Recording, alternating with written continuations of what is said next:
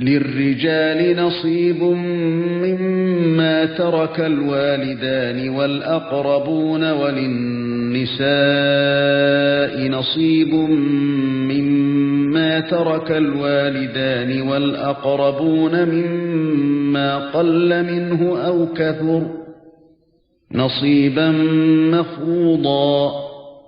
وإذا حضر القسمة أولو القربى واليتامى والمساكين فارزقوهم منه وقولوا لهم قولا معروفا.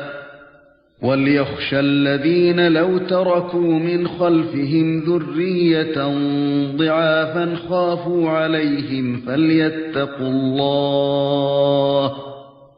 فليتقوا الله وليقولوا قولا سديدا.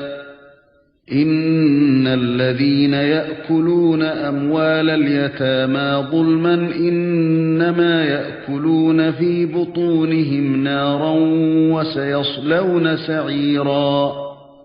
يوصيكم الله في أولادكم للذكر مثل حظ الأنثيين.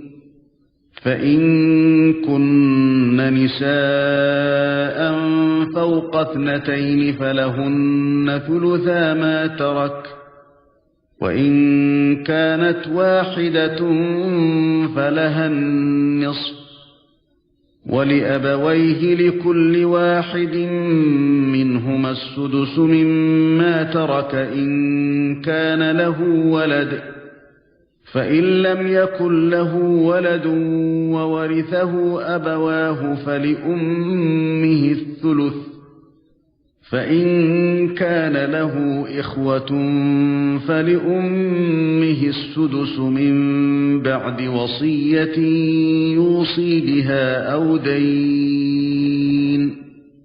آباؤكم وأبناؤكم